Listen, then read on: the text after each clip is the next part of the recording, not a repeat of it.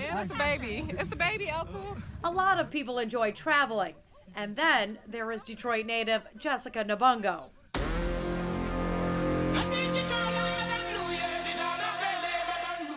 I still have my childhood globe in my house now. And so I had always traveled. We are going up into the mountains to another yurt.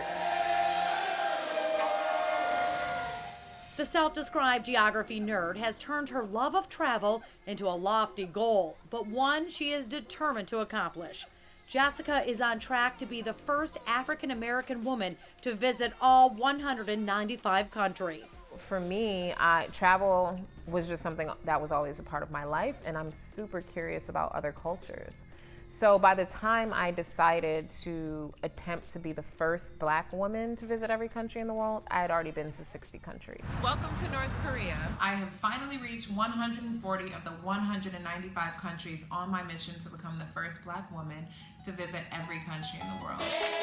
A child of Ugandan immigrants, Jessica grew up in Detroit's Grandmont neighborhood.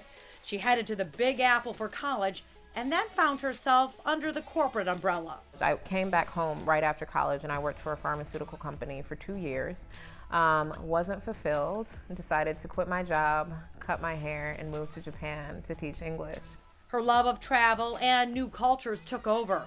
Jessica lived in 5 different countries and soon began her mission to literally travel the world.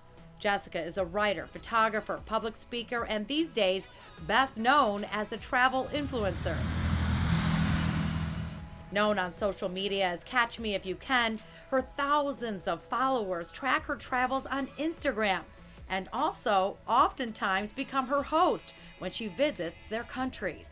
That way I have this opportunity to see the country through the eyes of a local person as opposed to, making sure that I'm hitting all the touristy spots. And once I find someone there, I rely on them. So to me, I'm like, if you're not nervous or scared for me, why should I be afraid? I'd rather just go and be open. So far, at the age of 35, she has visited 170 countries, which you can imagine can get expensive. So I'm assuming you have bajillion miles at this point. I do have a bajillion miles. That is the exact number.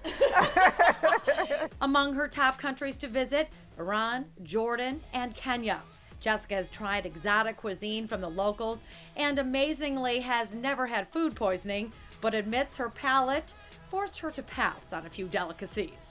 We were at a yurt camp on top of a mountain, no electricity, no running water, and they had fermented horse milk. Jessica plans to complete her challenge, visiting her final country of Seychelles on October 6, 2019, the birthday of her late father, who came to the United States in the 1950s with a scholarship at Western Michigan University. A double major in chemistry and biology led to his successful career with Marathon Oil. If he didn't have that opportunity, I wouldn't be here. I would definitely still be living in Uganda. And so he passed 16 years ago, and being able to finish this journey on his birthday, for me, it's like allowing him to be a part of it. Of course, there will be a big celebration as Jessica completes her travel challenge. When it's all over, she does plan to settle down, sort of. What are you going to do when it's all done? Sleep. Definitely sleep.